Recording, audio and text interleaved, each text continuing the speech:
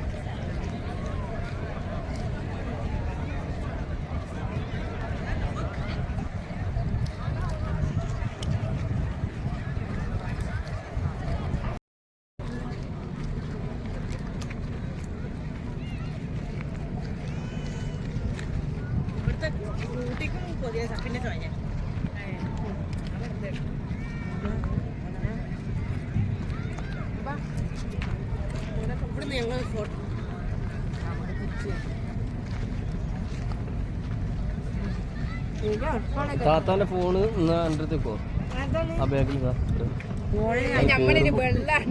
കേറുമ്പോ ഒരു ബുദ്ധിമുട്ട്. അതുകൊണ്ടാ ഞാൻ വന്ന് തിരിച്ചു വാങ്ങാം.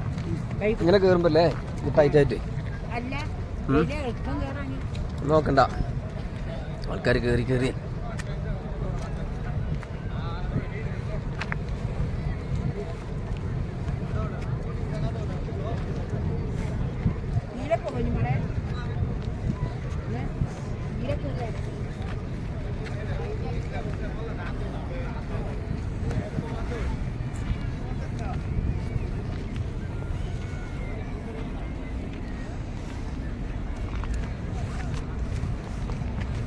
هلا باي.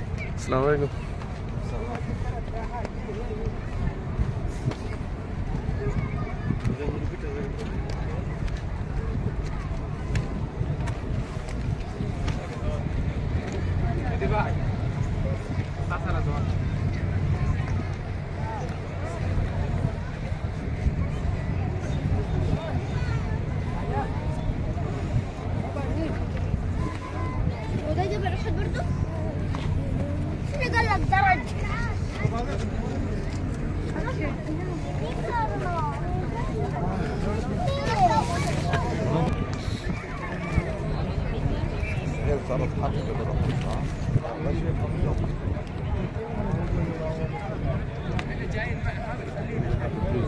الله اعلم بمكان هون بالجبل لما صاوب الرسول صلى الله عليه وسلم بوجهه وبجريه وبيديه طلع لجئ هون بين جبلين معلم محله كنا حاطين صد الفضول بين جبلين مكانه موجود لغايه اليوم. صد الجبل هذا جبل جبلات مسلم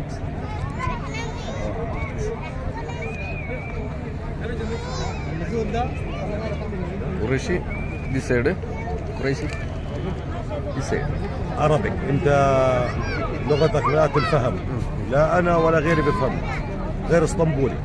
اسطنبولي بتعرف اسطنبولي؟ ابو ربحي اسطنبولي تركي تكلل شكرا.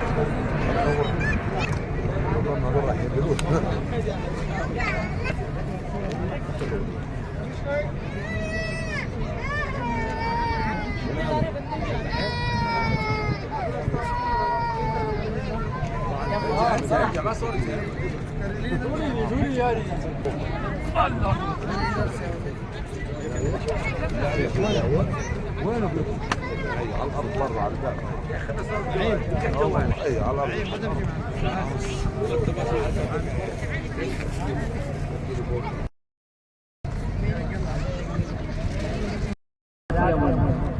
ശത്രുക്കൾ ഇരച്ചു കയറുകയും അവർ അതിശക്തമായ പോരാട്ടം നടത്തുകയും മുസ്ലിം പക്ഷത്ത് 70ഓളം സഹാബത്ത് ഈ മണ്ണിൽ വെച്ചുകൊണ്ട് രക്തസാക്ഷികളായി. ഉഹുദ് യുദ്ധം നടന്ന ഭൂമിയാണ് കാണുന്നത്. ഒരു രക്തത്തിന്റെ ഒരു ചോരയുടെ പാടുകൾ ചെഞ്ചായമണിയിച്ച ഭൂമിയാണ്. അവിടെയാണ് മഹാരഥന്മാരായ 70 ശുഹദാക്കളെ മറവ് ചെയ്യപ്പെട്ടു. നോക്കൂ, ആ കാണുന്ന കെട്ടിനകത്ത് 67 മഹാന്മാരായ ശുഹദാക്കൾ. നമ്മൾ നേരത്തെ കണ്ട ഈ ഫ്രണ്ടേജിൽ കിടക്കുന്നത് 3 മഹാന്മാരാണ്. സയ്യിദുന ഹംസത്തുൽ ഖറാർ റളിയല്ലാഹു അൻഹു, മഹാനായ മുസ്അബ് ബിൻ ഉമൈർ റളിയല്ലാഹു അൻഹു, മഹാനായ ഷമ്മാസ് റളിയല്ലാഹു അൻഹു, അബ്ദുല്ലാഹി ബിൻ ജഹ്ഷ് റളിയല്ലാഹു അൻഹു, അങ്ങനെയുള്ള ആളാണ്. ബഹുമാനപ്പെട്ട ഹംസ റളിയല്ലാഹു അൻഹു റസൂൽ ബദർ യുദ്ധത്തിൽ ഇന്ത്യ എന്ന് പറയുന്ന പെണ്ണിന്റെ വാപ്പ ആങ്ങള കുടുംബങ്ങളെ ഒക്കെ വെട്ടിവീഴ്ത്തിയ മഹാനാണ്. ഉഹുദ് ബഹുമാനപ്പെട്ട ബദറിലെ യുദ്ധത്തിലെ അതിശക്തമായ പോരാട്ടം നടത്തിയ മഹാനാണ്. തെരഞ്ഞു പിടിച്ച് ടാർഗറ്റ് ചെയ്ത് ആക്രമിക്കാൻ ശത്രുക്കൾ കണ്ട ഒരു മനുഷ്യൻ വഹ്ശിയായി. എന്ത് പറഞ്ഞു വഹ്ശി, നീ ഹംസയെ കൊന്നു തന്നാൽ നിനക്ക് നിന്നെ അടിമത്തത്തിൽ നിന്ന് മോചിപ്പിക്കാം. വഹ്ശി ഇരുതല മൂർച്ചയുള്ള ആയുധമുള്ള വിഷത്തിലൂട്ടിയ വാളുമായി, വിഷത്തിലൂട്ടിയ ചാട്ടുളിയുമായി ഈ ഭാഗത്തേക്ക് വന്നു. ഒരു കല്ലിന്റെ മറവിൽ ഒളിച്ചിരുന്നു. മഹാനായ ഹംസ റളിയല്ലാഹു അൻഹു യുദ്ധം ചെയ്ത് മുന്നോട്ട് വരുമ്പോൾ വഹ്ശി ആ വിഷത്തിലൂട്ടിയ ചാട്ടുളി മഹാനായ ഹംസ റളിയല്ലാഹു അൻഹുവിന്റെ അടിവയറ്റിലേക്ക് ആഞ്ഞെറിഞ്ഞു. മഹാനായ ഹംസ റളിയല്ലാഹു അൻഹു ഹബീബായ റസൂലുള്ളാഹിന്റെ പ്രിയപ്പെട്ട അലാഫ ഉഹുദിന്റെ പോർക്കളത്തിൽ വീണു.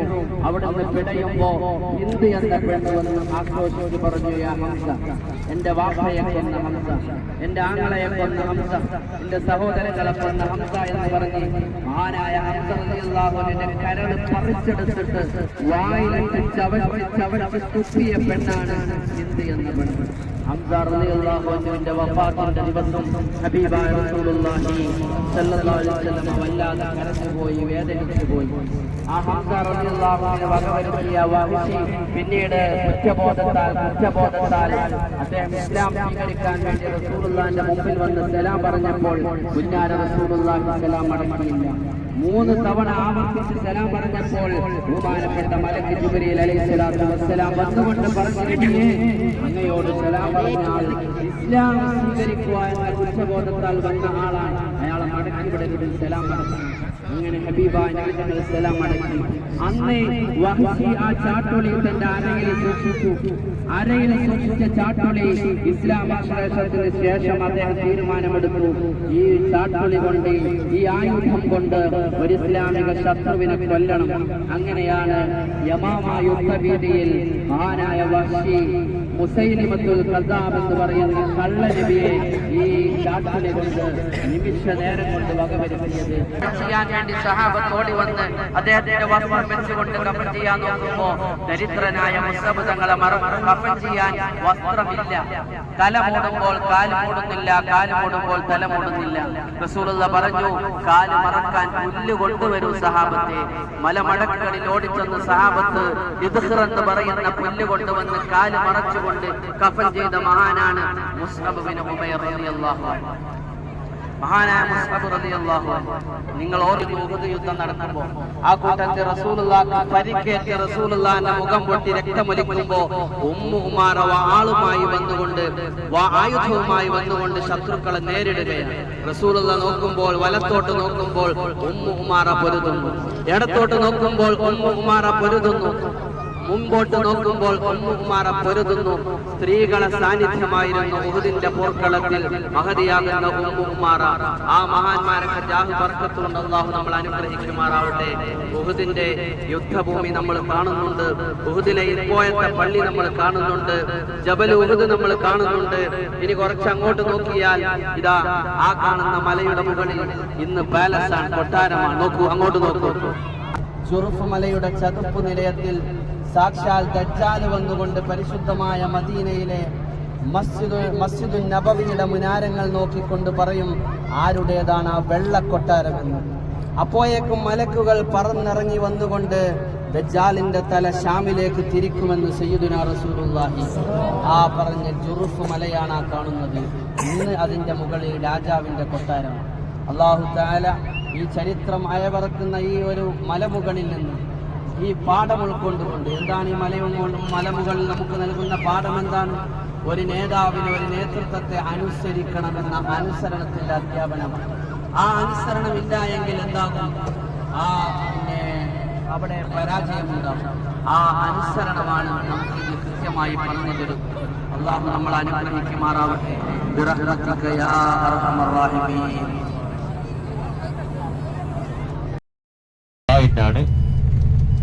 മസ്ജിദുൽ ഖുബായിലെ 2 റക്അത്ത് നിസ്കാരം ഒരു ഉംറക്ക് തുല്യമാണെന്ന് മുത്തുനബി സല്ലല്ലാഹു അലൈഹി വസല്ലം തങ്ങൾ പഠിപ്പിച്ചിട്ടുണ്ട്.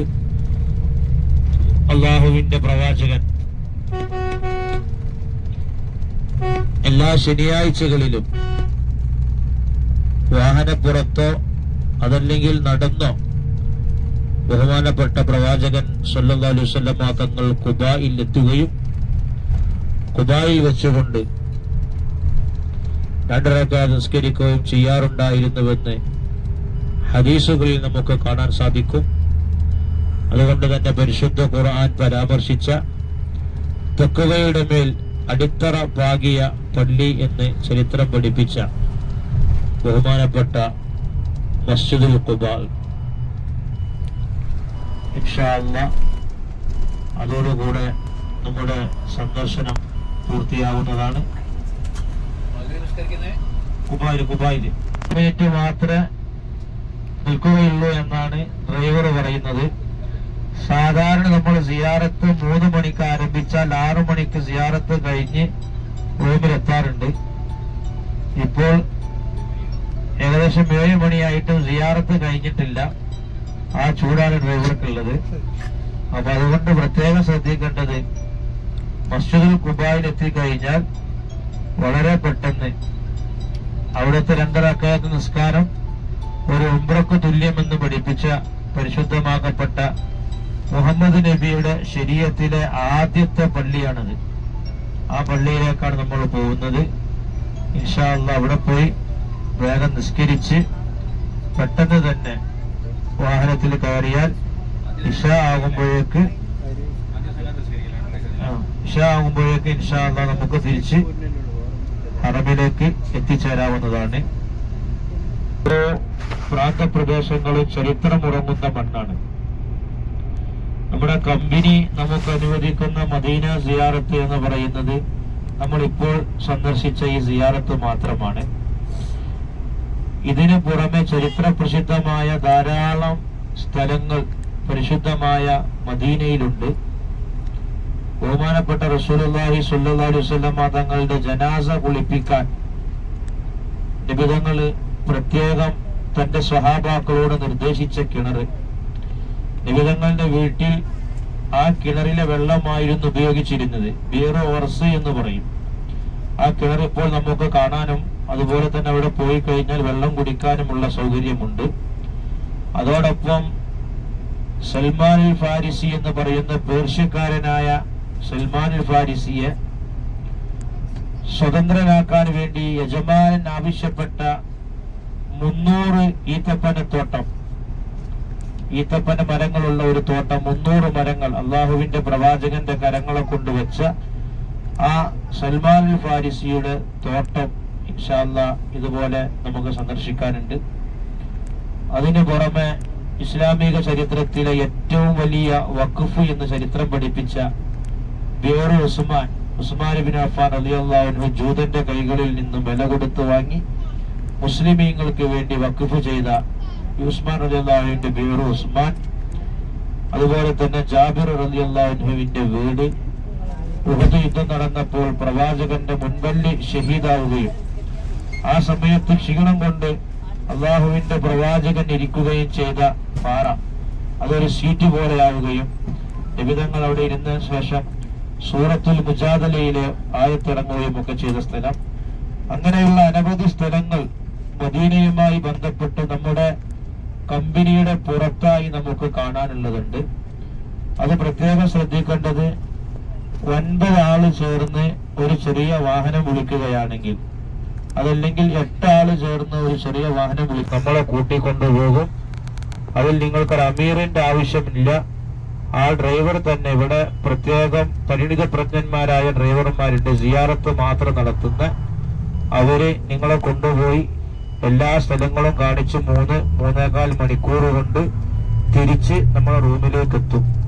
ഇത്രയും സ്ഥലങ്ങൾ വേറെ കാണാനുണ്ട്. ഉറുവത്തുബിന് സുബൈർ റളിയല്ലാഹുവിന്റെ കോട്ട, മദീനയിലെ സംസം കിണർ, അങ്ങനെയുള്ള അനവധിയായിരിക്കുന്ന ഫാത്തിമ ബീവിയുടെ വീട്, മുഹമ്മദ് നബി സല്ലല്ലാഹു അലൈഹി വസല്ലമ തങ്ങൾക്ക് നബൂവത്ത് ലഭിച്ചതിന് ശേഷം ആദ്യമായി നിർമ്മിക്കപ്പെട്ട പള്ളിയാണ് മസ്ജിദുൽ ഖുബ എന്ന് പറയുന്നത്.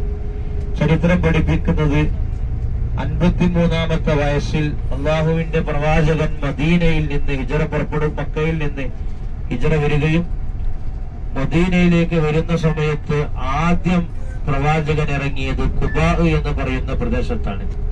നമ്മുടെ വലതുവശത്ത് കാണുന്ന പള്ളി മസ്ജിദുൽ ജുമുഅ, പ്രത്യേകം ശ്രദ്ധിക്കുക. ആദ്യമായി ജുമുഅ നമസ്കാരം നടന്ന പള്ളിയാണ് ഈ വലതുവശത്ത് കാണുന്നത്. മസ്ജിദുൽ ജുമുഅയാണ് വലതുവശത്ത് കാണുന്നത്. ഇവിടെ വാഹനം നിർത്താനുള്ള സൗകര്യമില്ല, വാഹനത്തിൽ നിന്ന് കാണുക മാത്രമേ ഉള്ളൂ. വലതുവശത്ത് കാണുന്ന പള്ളിയാണ് മസ്ജിദുൽ ജുമുഅ എന്ന് പറയും. ആദ്യമായി ജുമുഅ നിർവഹിക്കപ്പെട്ടത്. അതിനുള്ള കാരണം, ബഹുമാനപ്പെട്ട പ്രവാചകൻ സല്ലല്ലാഹു അലൈഹി വസല്ലമ തങ്ങൾ ഒരു തിങ്കളാഴ്ച മക്കയിൽ നിന്ന് പുറപ്പെടുകയും 8 ദിവസം കഴിഞ്ഞ് തിങ്കളാഴ്ച ഖുബായിൽ എത്തിച്ചേരുകയും ചെയ്തു. തിങ്കളാഴ്ച ഖുബായിൽ എത്തിയ നബി സല്ലല്ലാഹു അലൈഹി വസല്ലമ തങ്ങൾ തിങ്കൾ, ചൊവ്വ, ബുധൻ, വ്യാഴം 4 ദിവസം ഖുബായിൽ താമസിക്കുകയും ആ 4 ദിവസത്തിനിടയിൽ അള്ളാഹുവിന്റെ പ്രവാചകൻ ആദ്യമായി പള്ളി നിർമ്മിക്കുകയും ചെയ്തു. അങ്ങനെ 4 ദിവസം ഖുബായിൽ താമസിച്ചതിന് ശേഷം 5-ാമത്തെ ദിവസം വെള്ളിയാഴ്ച രാവിലെയാണ് പ്രവാചകൻ സല്ലല്ലാഹു അലൈഹി വസല്ലം തങ്ങൾ മദീനയിലേക്ക് പുറപ്പെടുന്നത്. അങ്ങനെ വെള്ളിയാഴ്ച രാവിലെ മദീനയിലേക്ക് പുറപ്പെട്ടു. നമ്മൾ ഇപ്പോൾ കണ്ട സ്ഥലത്തെത്തിയപ്പോൾ വെള്ളിയാഴ്ച ജുമുഅ നിസ്കാരം, അത് കഴിഞ്ഞ് വെള്ളിയാഴ്ച അസ്റിനോടടുത്ത സമയത്താണ് അള്ളാഹുവിന്റെ പ്രവാചകൻ മസ്ജിദുൻ നബവിയുടെ സമീപത്ത് എത്തിച്ചേരുന്നത്.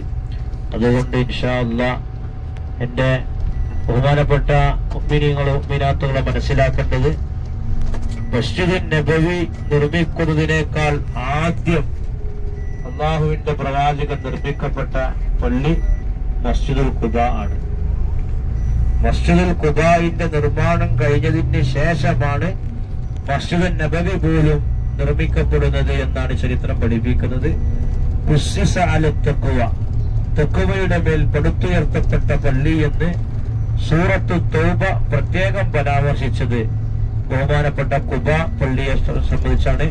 ഖുബ എന്ന് പറയുന്ന പ്രദേശത്തിന്റെ പ്രത്യേകത തന്നെ ഇരുവശങ്ങളിൽ നമുക്ക് നോക്കിയാൽ കാണാൻ സാധിക്കും. ഏറെ ഫലപുഷ്ടിയുള്ള മണ്ണാണ് ഖുബായിലെ മണ്ണ്. ഈന്തപ്പനത്തോട്ടങ്ങളും അരുവികളും അതുപോലെ തന്നെ കൊച്ചു കൊച്ചു നദികളുമൊക്കെ ധാരാളമുള്ള ഒരു പ്രദേശമാണ് ഖുബ എന്ന് പറയുന്നത്.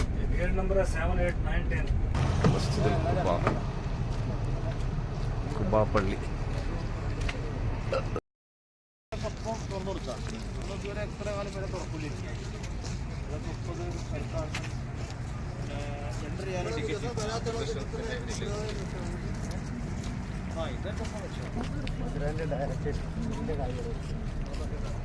ഈ തോട്ടം പറ്റുന്ന വേറെ ഉണ്ടാവും.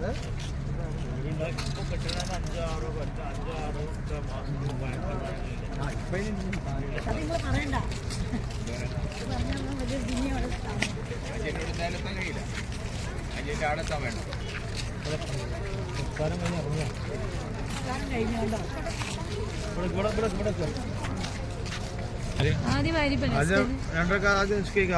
മഗ്‌രിബിന്റെ സുന്നത്ത് 2 റക്അത്ത് നിസ്കരിക്കാം. തഹിയ്യത്തിന്റെയും വുദൂഇന്റെയും മഗ്‌രിബിന്റെയും 3 സുന്നത്തും ഒരുമിച്ച് നിയത്ത്.